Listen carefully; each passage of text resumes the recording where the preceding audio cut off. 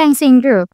Dating Chairman Hiteng Xiao, unang anibersaryo ng anak niyang si Hiyan bilang Pangulo ng Fencing Group.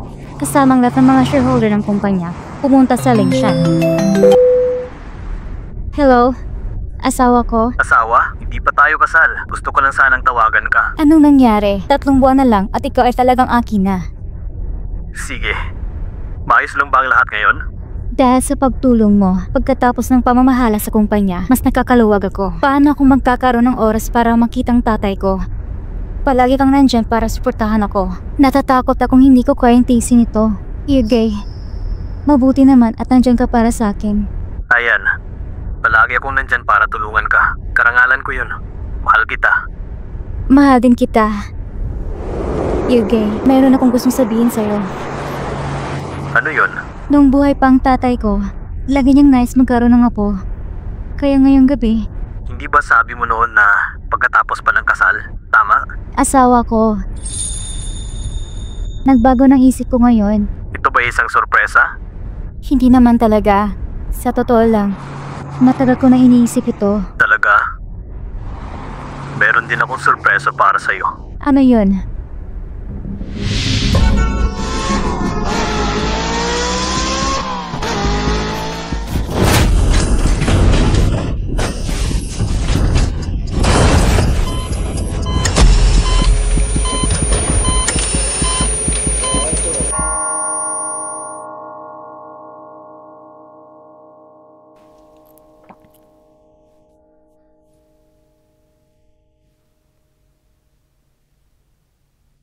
Nasaan ako? Sa ospital ka. Nagkaroon ka ng aksidente sa sasakyan. Naalala mo ba? Ah,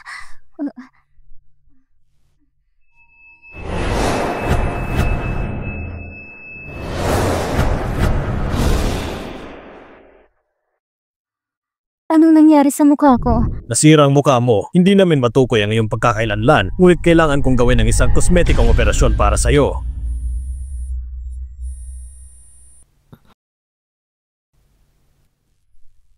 Nasaan ang mukha ko? Kamakailan, si Hiyan ang presidente ng Fencing Group. Habang pauwi para sa anibersaryo ng pagkamatay ng kanyang ama, ang kanyang sasakyan ay nahulog sa bangin. Ayon sa mga mapagkukunan, ang kanyang fiancé na si Hyungjae, na kasalukuyang vice-presidente, ang pinakamalaking posibilidad na pumalit bilang presidente. Ikinararangal kong tulungan kita. Mahal kita. Ayan. May sorpresa rin ako para sa'yo.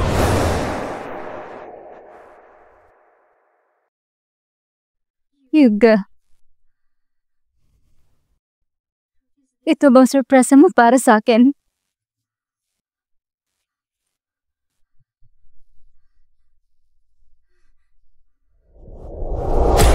Bitawan mo ako!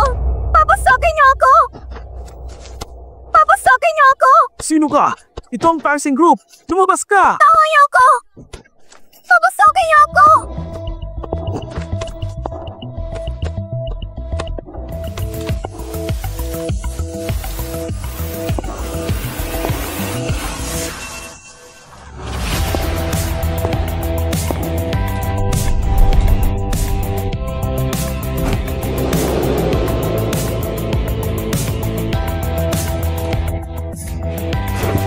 Hyuga.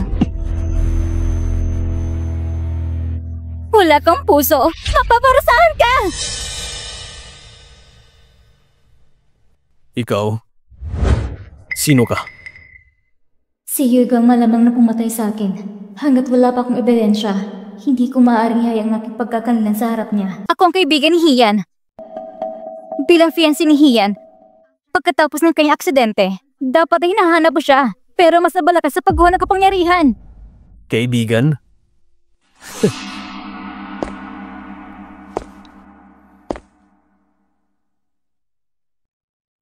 Huwag kang makialam sa buhay ng iba. Baliw ang babaeng to. Ilabas niyo siya. Hyuga! Tawa niyo ako! Hyuga! Hyuga!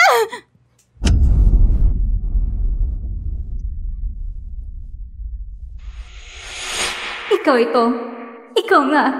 Hyuga, ipaghihiganti kita.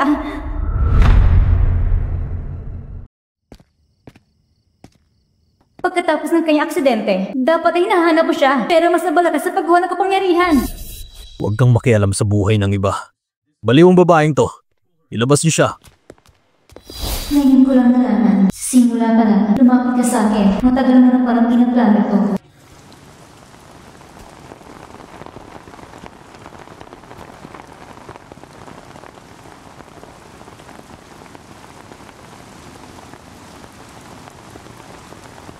Ang iyong ama, bigla na lang siyang nawala.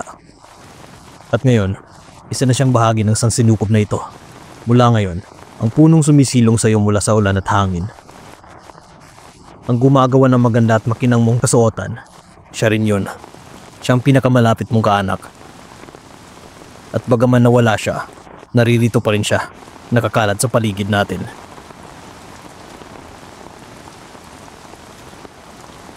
Salamat. Pasensya na.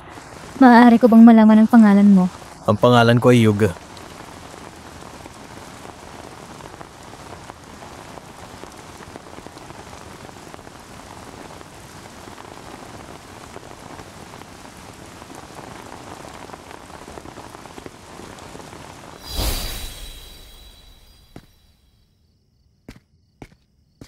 Uy, anong ginagawa mo rito, Iha? Bakit mag-isa ka lang? Huwag mo gumawagan! Bitawan mo ako!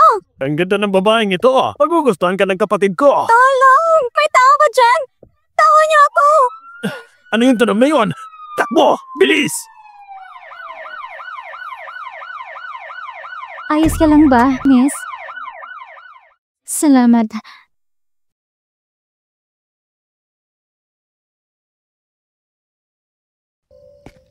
Ikaw? Bakit? May problema ka ba sa akin? Bakit magkamukhang makamukha tayo? Bakit magkamukhang makamukha tayo? Ano mong pinagsasabi mo? Ako? Kamukha mo? Hindi naman. Hindi. Hello? Ito ba si Miss Lynn? Ang iyong ama ay may kidney failure. Nagkaroon ng biglaang komplikasyon at kailangan niyang maoperahan agad. Sige, pupunta na ako. Nakikiusap ako. Bigyan niyo ako ng ilang araw. Magkakahanap ako ng paraan para magpagamot ng ama ko. Malubha ang sakit ng iyong ama. Kailangan niya ng kidney transplant. Magkano ang operasyon? 1,000,000. 1,000,000? Walang pera, walang operasyon. Dapat na kayong umalis sa ospital. Sa halip na mag-aksaya ka ng oras dito. Mas mabuti pang iuwi mo ang iyong ama. Pakainin mo siya ng maayos, pahingahin, at samahan sa huling sandali ng kanyang buhay.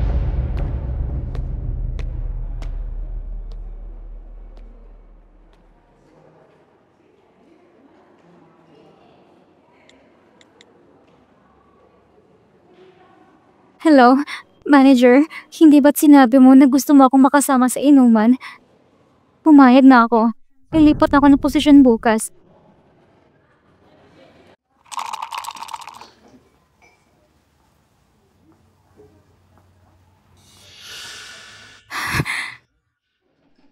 Ano yung ugali mo? Pasensya na. Iinom ako ng 3 baso bilang parusa. Anong ginagawa mo? Lumalabas kayo para maging mga dalaga. Pero nagpapakipot ka pa. Kayo, kapag wala kayong mga pera, gagawin nyo naman kahit ano, hindi ba? Halika, aliwin mo ako.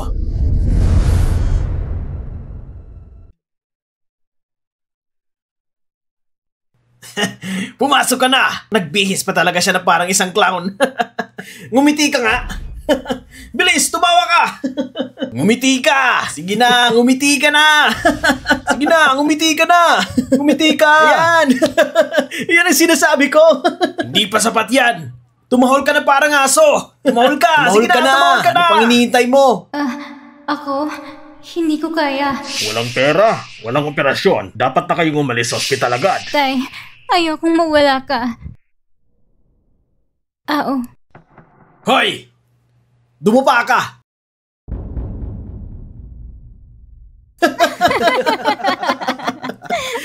Ngayon, tumahol ka! Bibigyan kita ng 10,000 pesos! Oo. Ayun! Tumahol talaga siya!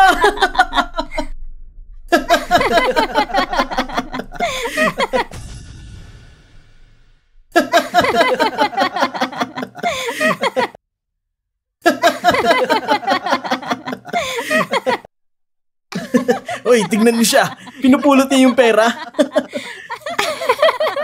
Tingnan niyo siya. Ang galing. Ang bait mo naman. Sige, pulutin mo pa.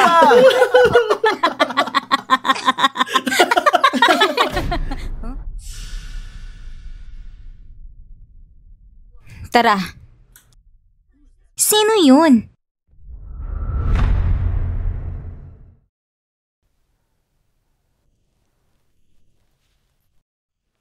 Ikaw pala yan, ate. Salamat sa pagligtas mo sa akin kanina. Ang pangalan ko ay Lin Xiao. Pwede ko bang malaman ang pangalan mo? Kung gusto mong pasalamatan, sundan mo ako. Sa ibang lugar tayo mag-usap. Hintayin mo ko!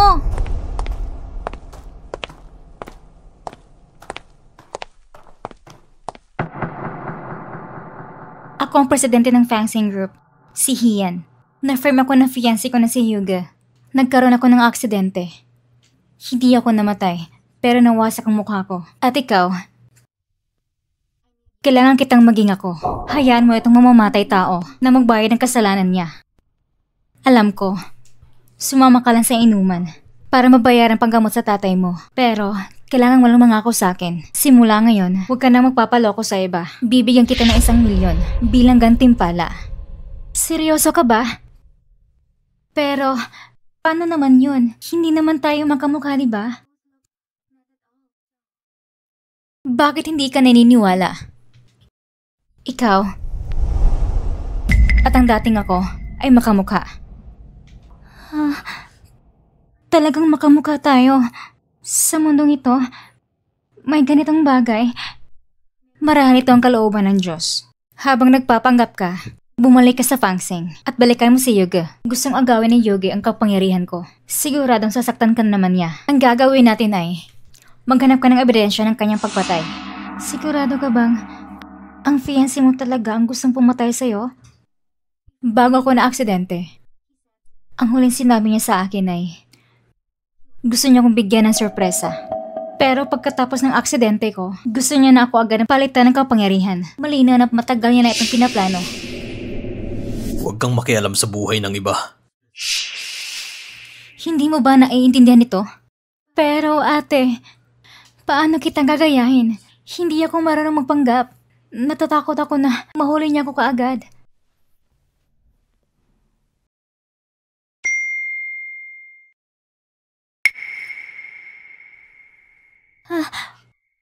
$100,000? Huwag ka nang magsalita. Ito ang bayad ko. Gagawin mo o hindi?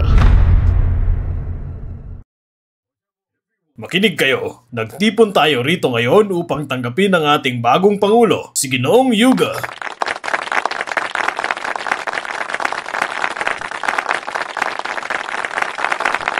Salamat sa inyong pagtitiwala sa akin.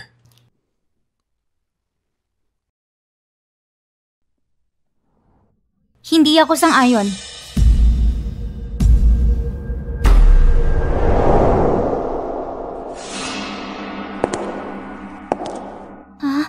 Ano?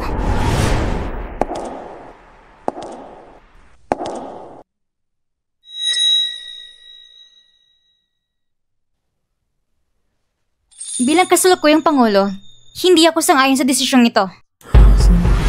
Buhay pa pala si Ginang Hi. Paano nangyari ito? Buhay pa pala si Ginang Hi. Paano nangyari ito?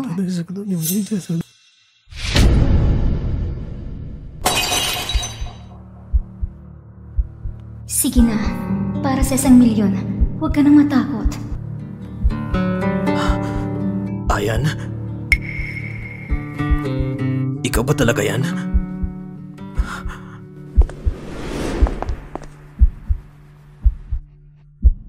Ikaw nga.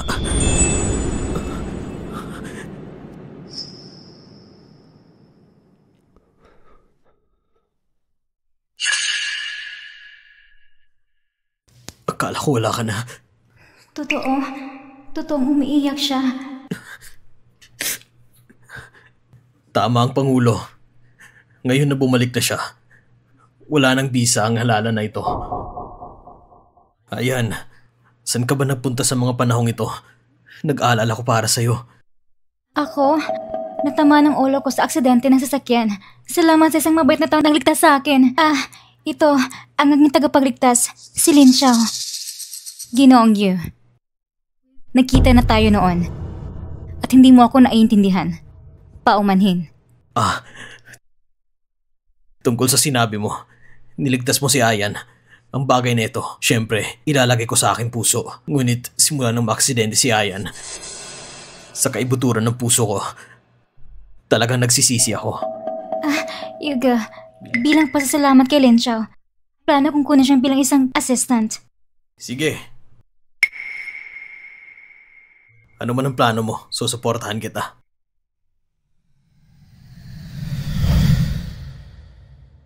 Saan ka pupunta?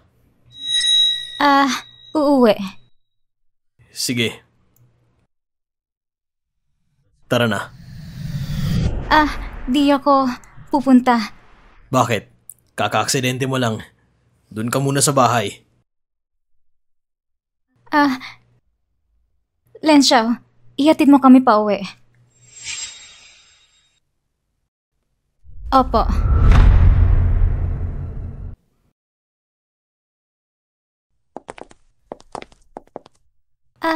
Lin Xiao, ngayong gabi, dito ka lang sa tabi ko. Medyo natatakot pa kasi ako. Pwede bang manatili ka dito? Mas magaan ang pakiramdam ko. Nandun ang guest room. Tumuloy ka dun. Sige.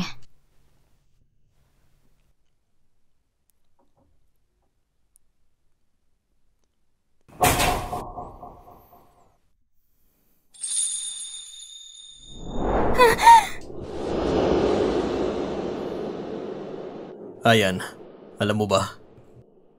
Yung mga araw na wala ka, para akong bangkay na naglalakad. Kakabalik ko lang ngayon. Ayan, sabihin mo. Sabihin mong mahal mo ako. Ako? Sabihin mo. Sabihin mong mahal mo ako. Ako? Mahal kita.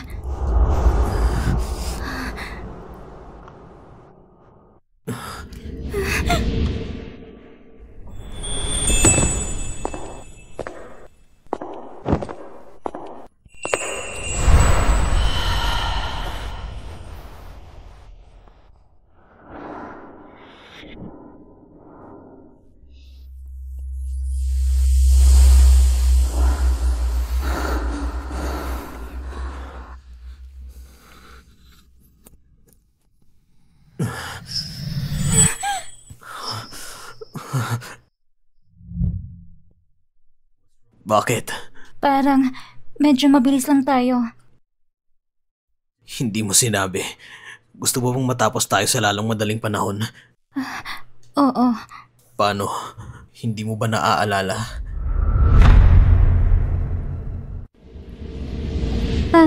Syempre naaalala ko. Maligo ka muna. Bakit? Madumi na ba ako?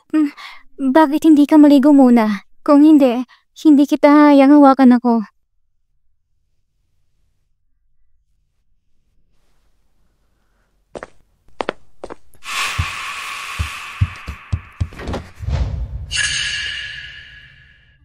Ate?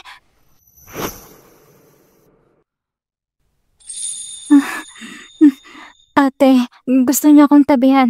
Ano pa bang magagawa ko? Hayaan mo na lang. Nangako ka na sa akin. Pero, first time ko ito. Lin Xiao, huwag mong kalimutan ang 100,000. Natanggap mo na yon. Higit pa ito sa 100,000.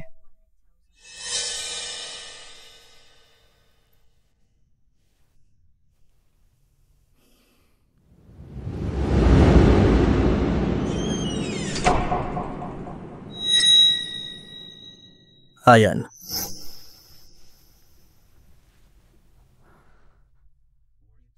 Sinong kausap mo? Wala naman.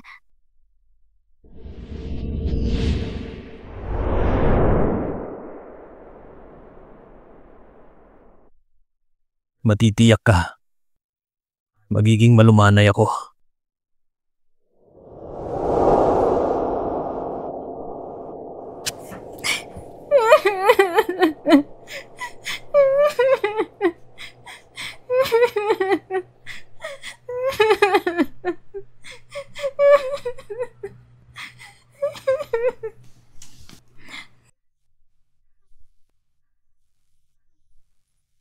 Talaga?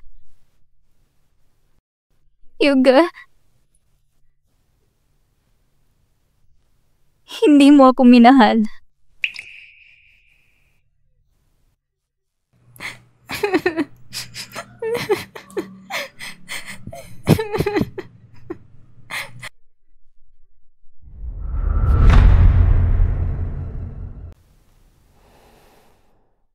Anong masasabi mo?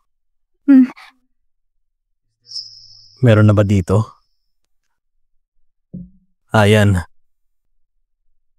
Tayong dalawa. Wala nang natitirang kamag-anak.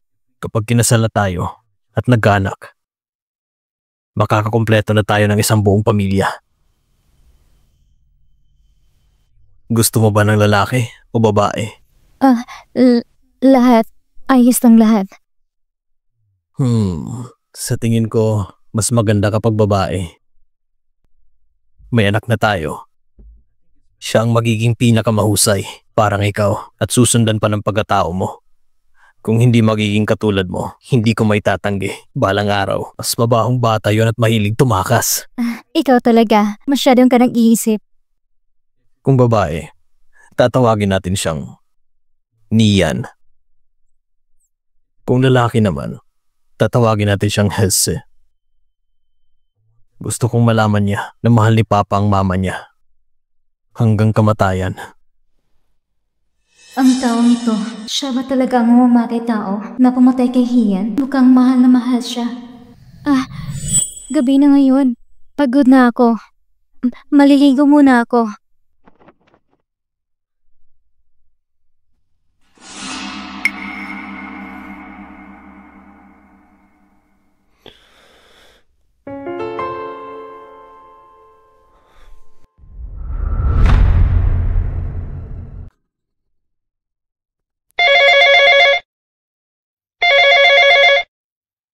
Hello?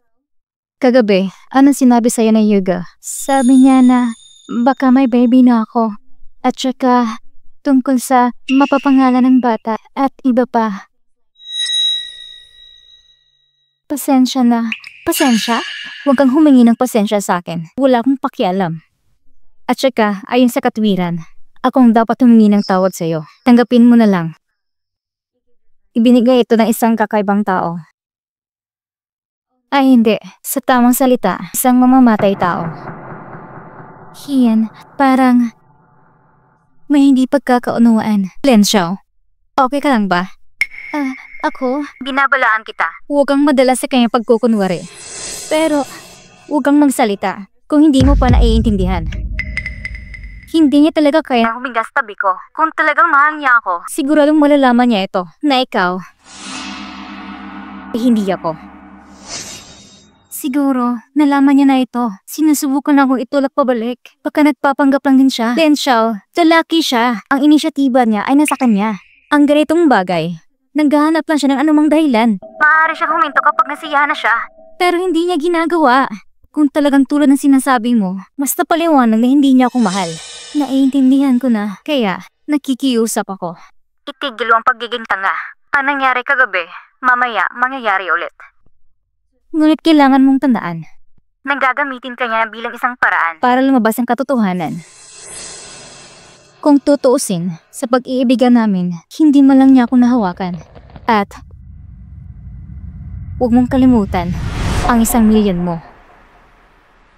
Sige. Pero nag-aalala pa rin ako na balang araw baka malaman niya na nagpapanggap lang ako.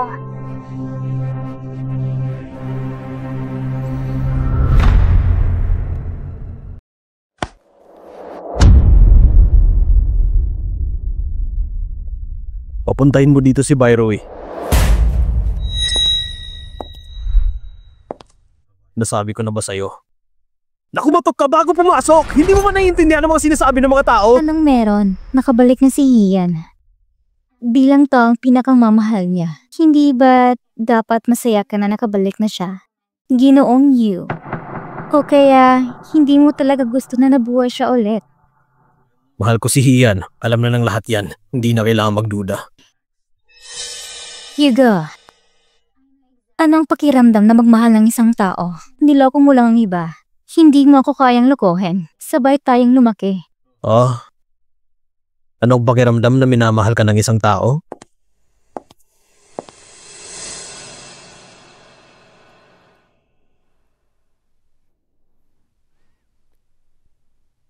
Gaya ng pag-ibig ko sa'yo.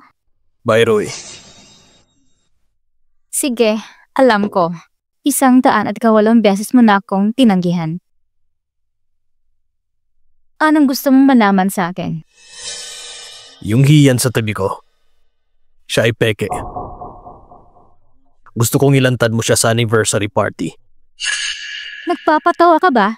Maliban kung sa mundong ito, may 2 taong magkaparehong mukha. Wala akong ideya kung saan nanggaling ang peking ito. Pero ang presensya niya, siguradong nadudungisan si Hiyan. Sige, ikaw na may sabi nito. Pero, kung ako sa'yo, hahayaan ko siyang manatili sa akin. Bakit? Dahil dito, katulad ng taong mahal ko, hindi niya ako iniwan. Kahit na peke, anong mahalaga? Ginagamit niya ang mukha ni Hiyan para mapalapit sa akin, para masiraan ako. Alam kong hindi siya si Hiyan. Hindi ko nang pinapansin. Hayaan mo siya na maging kapalit ni Hiyan. Masyadong sayang yun para sa nararamdaman ko kay Hiyan. Yuga, kapag ganito ka, medyo natouch ako. So anong gusto mong gawin ko? Ang kahon kung saan nakatago ang selyo ng kumpanya. Si Hiyan lang ang nakakaalam sa password nito. Gusto kong hayaan mo siyang buksan ang kahon. Hindi niya ito mabubuksan. Sa oras na yon, sigurado akong makakahanap siya ng ilang dahilan tulad ng pagka-aksidente niya o di kaya amnesia. May uutusan ako na ihambing ang sulat kamay niya at ipapa-DNA testing ko pa siya. Wala na siyang takas. Sa pangalan ko? Kung hindi, ang bagay na to, ikaw lang ang makakagawa. Hindi ko naiintindihan. Lumapit ka pa sa akin. Hindi ba mas kapani-paniwala? Hayaan mo lang sa mukhang katulad ni Hiyan. Alam mo naman, mahal ko si Hiyan. Tinatrato ko siya. 1 beses ko lang siya napagsabihan. Nagalit din ako minsan. Gaano ka kasigurado? 90%. May 110 pa. Wala akong ideya kung sino ang nasa likod niya. Kaya Pagkatapos ng kaganapan, ano ang aking mga benepisyo? kung ano ang gusto mo,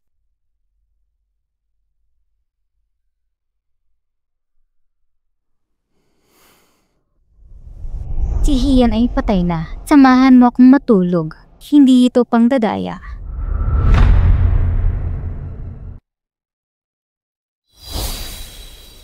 sabihin mong mahal mo ako. Ako? Mahal kita. Huwag mo na itong isipin. Sinong kakalimutan mo? Sino? Ako ba? Imposible naman yon. Narito ang isang dokumento. Kailangan kita. Pirmahan mo ang pangalan mo. Nako, wala si Hiyan ngayon. Ang sulat kamay ko ay iba sa kanya. Ano ang gagawin ko? May problema ba?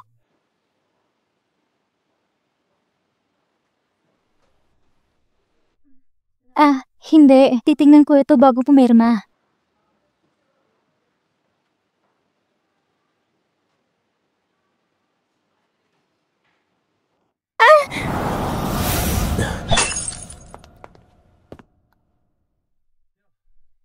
Buti na lang. Nakuha ko yung file. Oo. Salamat sa iyo. Ayos lang.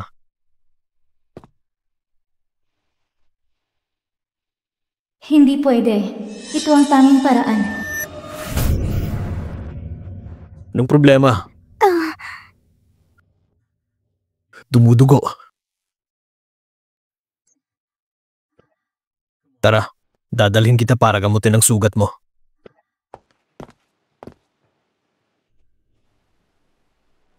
Medyo masakit to. Pagpasensyahan mo lang.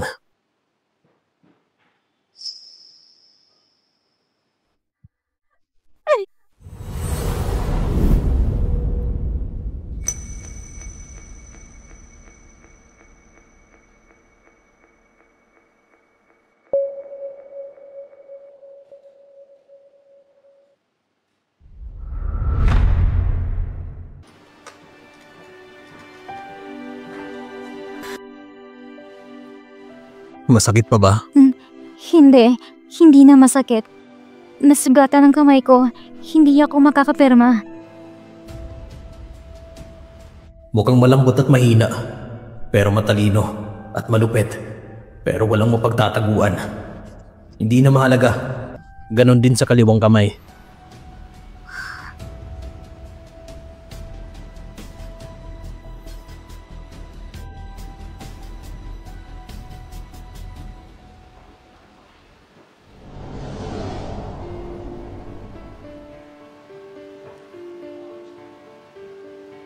Ayan.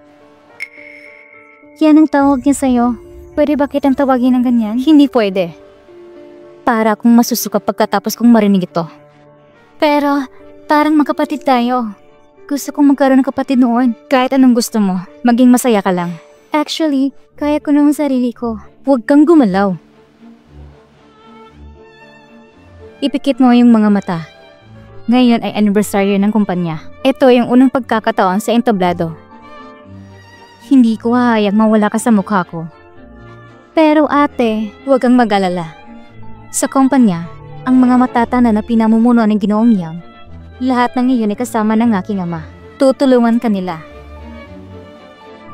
Pero may isang tao na kailangan mong mas maging maingat. Sino?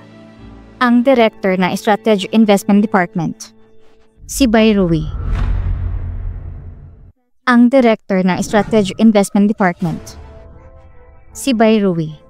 Siya at si Yuga ay sabay silang lumaki. Pero kalaunan nalaman ko, gusto niya si Yuga sa loob ng maraming taon. Kaya sa pagkakataon nito, ako ay nabuhay ulit at hindi siya papayag. Ate, halatang kilala mo siya at hahayaan siyang manatili kay Yuga? Hindi ba nakakatakot na baka mga agaw siya? Kung ikukumpara sa mga ito, malupit siyang gumawa ng maraming pera para sa kumpanya. Hanggat ito'y kapaki-pakinabang sa kumpanya. Bakit naman hindi? Ate, pero ikaw, bakit mo nagustuhan si Yuga?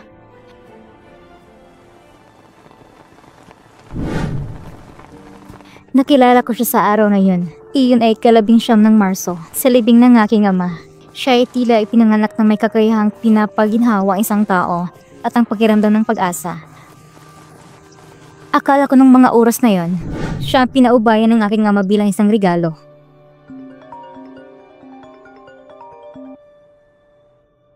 Hello?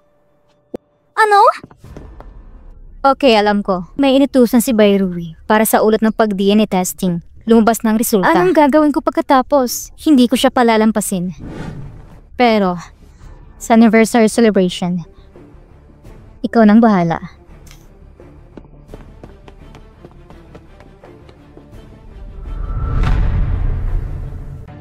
Ngayon, pakinggan natin ang presidente ng fencing group para magsalita sa entablado, si Miss Hian.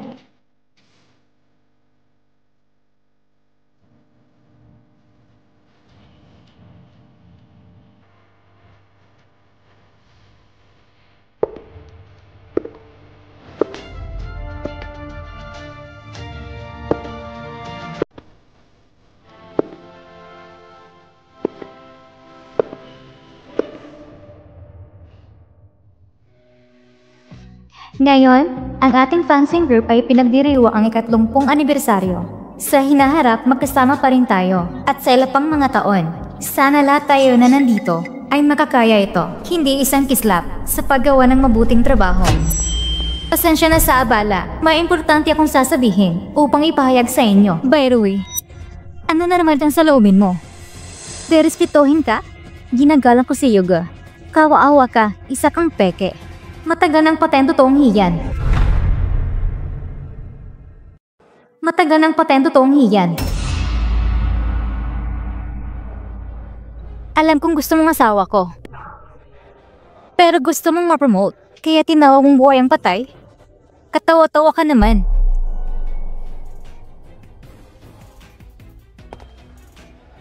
Hindi kita kilala. Sino ka ba? Ngunit kahit sino, wala kang karapatan para husgahan ako. Dahil ako ang pinakamamahal na yoga sa mundong ito. Ilang taon na at magkano binayad ko sa kanya. Nakita na ng lahat. May pag-asa din ako sa kanya. Sobra na ba yun?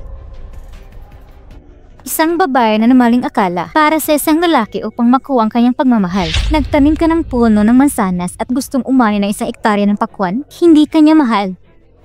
Ito tinatawag na isang katangahan. Paano niyo yun nagawa? Ayan. Bayrui, baliw ka ba?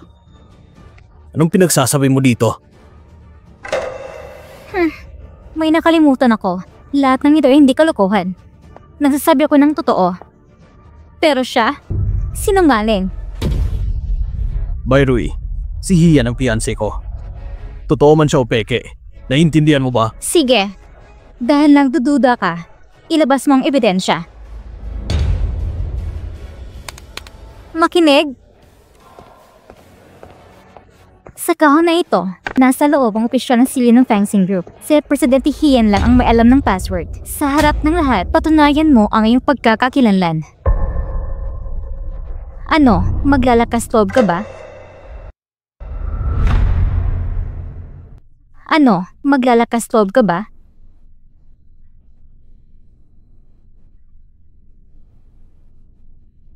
Nagpapanggap bilang presidente ng Fangsing Group. Ang fiancé ni Yuga, sa tingin mo, makakaloko ka sa pamamagitan ng pagmumukha ng isang tao? Hahayaan ko bang magtagumpay ang isang aso? Ikaw? Simula nang umalis ang presidente, isang tumpok ng mga dokumento ng kumpanya naghihintay para sa opisyal ng silyo. At kami ngayon, napaka-passive lahat. Ito'y malubhang naapektuhan na mapromote ang negosyo ng kumpanya. Kami ay mas mahusay kaysa sinuman. Kung ikaw talaga si Hian, pagkatapos ay mangyaring ipasa ang password ng mabilis. Ano ang gagawin ko?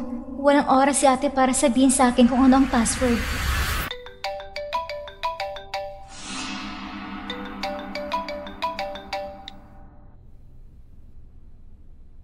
Boss, nakuha ko na ang DNA test report.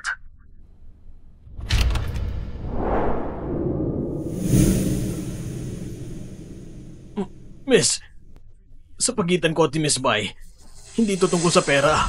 Lahat ng buhay ko, nasa kamay niya. Nasaan siya? Ang taong iyon ay ang kanyang katulong. Kakaalis lang at hindi nagtagal. Lalaki nakasuot ng suit at nagdadala ng isang briefcase.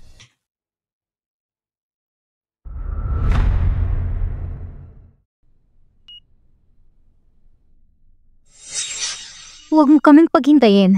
Buksan mo na. Ayan, hindi natin sila kilala. Buksan mo na para matapos ang kalokohang ito. Buksan mo na lang. Magkasangkot ba sila ni Bayrui? Kahit hindi pa patay si Hian, imposibleng hindi masaktan. Sino ang taong ito? Sino ang tumutulong sa likod niya? Ang code sa kahon na ito, si Hian lang ang nakakaalam. Paano kung binuksan niya talaga? Tapos yung taong sa likod niya ay si Hian. Kung buhay pa si Hian, tsaka bakit siya?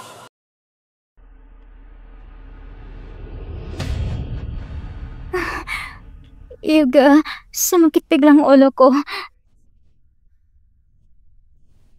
Itigil ang pagpapanggap. Bilisan mo.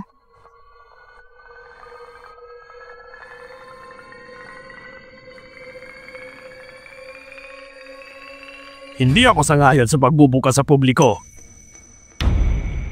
By the way, ang password ay pangunahing sekreto ng kumpanya nang dahil lang sa masama mong pananalita, isa sa publiko mo na lang? Ibunyag ang password. Maaari itong palitan. Kung hindi maalis ang pisyon ng silyo, lalaki lang problemang ito. Tama yan. Bukod dito, ang bagay na ito ay nababahala sa pagkakakilanlan ng presidente. Ito ay tungkol sa grupo. Subukan nyo lang. Nasa ng prestihiyo ng Pangulo? Pinagmamasdan ko si Miss He mula noon hanggang ngayon. Para ko siyang isang anak. By the way, ang iyong kasulukuyang pag-uugali ay hindi na tama. Ang personal na kahihiyan ni Miss He, lubos akong hindi sumasang-ayon. Iyon ay, paano ito posible sa mundong ito na magkamukha ang parehong tao, maliban kung kambal sila? Ngunit alam ng lahat, si He Tingxiao ay mayroon lamang isang anak na babae. Yun lang naman. Oo, walang katotohanan. Naniniwala tayong lahat na hindi na kailangan patunayan ang pagiging inosente. Dapat buksan. Hindi na kailangan buksan. Dapat buksan. Hindi na kailangan buksan. Dapat itong buksan. Hindi na kailangan. Dapat nang buksan. Hindi nga. Sige. Walang kwenta ang pagtatalo ng ganito. Yuga, ikaw ang vice-presidente ng Fangsing. Sabihin mo sa akin, bubuksan o hindi? Buksan. Buksan. Yuga, dapat mong pag-isipan ito bago magsalita. Sinusuportahan niya ang pagbubukas. Kung ganon, hindi mahalaga kung magkasabat ba sila ni Byroy. Baka nagdududa rin siya sa akin. Siya ang fiancé ni Yuga, pati siya naramdaman niya may mali dito kay Hian. Kaya kayo, bakit hindi kayo magdududa? Hindi naman talaga totoo iyon. Di ba nung nawala si Miss He, si Mr. Yu ay nagmamadali sa handover mula sa itaas na antas. Sa bagay, outsider naman siya. Sigurado akong matagal niya na itong gustong palitan. Hahayaan mo rin ba akong buksan ito? Wala ka ba talagang tiwala sa akin? Ayan. Masyado lang akong nagtiwala sa'yo. Mananatili tayo dito. Sayang lang ang hininga mo sa kanila. Mas mabuting ipakita mo ang katotohanan. Hindi natin makukontrol ang iniisip at ang bibig ng ibang tao. Harapin ang mga matigas na ulo ng mga matatandang ito. Hindi ba ito ang pinakamadali at simpleng paraan? Pero, sa itsura niya, para yung talagang iniisip ko. Ang dahilan kung bakit ako nagmamadali makuha ang kumpanya dahil hindi ko makuha ang opisyal na selyo. Maraming proyektong kumpanya, bawat minuto at bawat segundo. Lahat ng ito ay kailangan ng pera para sa Fangsing. Ito ang pinaghirapan niya ni Tito. Hindi kita naprotektahan. Patawad. Ngunit kailangan kong panatilihin ang Fangsing, Chuck, kung ayaw mo. Hindi kita pipilitin. Pero makinig, kung mabubuksan ang kahon, Byroy, gumawa ka ng isang maling bagay sa harap ng publiko. Kailangan, harapin mo ang parusa. Kung mali ako, susuko ako. Gusto kong tanggalin ako sa Fangsing bilang Director ng Strategic Investment Department. Hindi sapat. Yuga, ano pa bang gusto mo? Kung matalo ka, iwan mo ang Fangsing. Huwag ka na mangarap na makakabalik ka pa. Yuga, ito pala ang laro ng chess. Hindi ako hiniral. Ngunit ang iyong manlalaro ay walang pinagsisihan. Ang sakit at ang mga mahihinang sundalo. Kahit sino ang manalo o matalo, hindi lang pwedeng umatras. At least, magkakaalis na yung babae nagpapahirap sa'yo. Si Yugi talagang gumagawa ng ganong proposal? Tingnan ang reaksyon ni Byroy. Hindi ito mukhang peke. Pagkatapos, siya at si Byroy, hindi sila magkasagwat. Gusto lang niya tapusin ng walang kwentang bagay na to. Paano? Nakuha mo pa nga ng tama, hindi ako magiging talunan. Kung totoosin, kung mananalo ako, sama mo kong matulog. Sige, pangako ko sa'yo. Mabuti. Narinig niyo naman yun, di ba?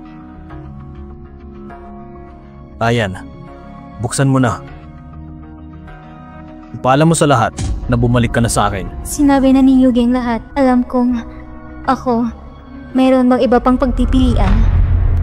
Anong gagawin ng ate ko? Itakda ito bilang sikreto? Subukan muna natin. Paano kung pwede na lang ako magpanggap na may amnesia?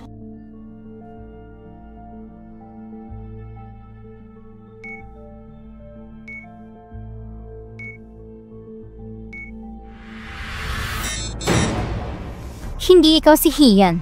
Bakit ka tumatal kapag desperado ka na? Medyo nawala lang sa memorya ko. Ikaw? Tumahimik ka. Subukan mo ulit.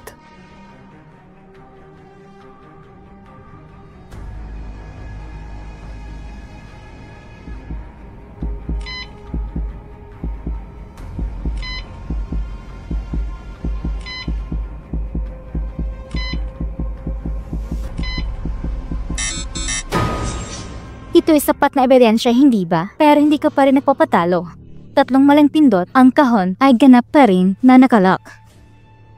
Sige na, buksan mo na ito para makauwi na tayo. Nawalan ba talaga ng memorya si Hian? At dahil may isa pang pagkakataon,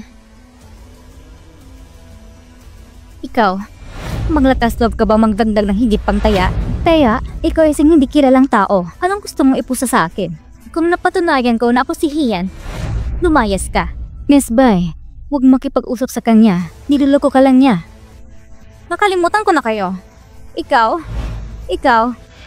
at ikaw. Sa tingin niyo lahat ako ay peke? Kung talagang totoo ka, kumain ka ng tayo sa publiko. Napakabastos mo naman. Gusto mo bang kumain mag-isa at pumunta sa bayan para kumain? Ikaw, Dahil lahat kayo sumusunod sa kanya. Sige, sabay tayong sumugal. tataya ako. Sinong natatakot sa isang pekeng katulad mo? Magtutulungan kami para palisin ang peking ito. Sasali ako! Sasali din ako! Ako din! Bilang mo din ako! Nakataya na sila. Paano naman ikaw? Ano ang isusugal mo? Pustahan lang kung ano ang bawat shares ninyo sa Fangsin. Sabay tayong sumugal.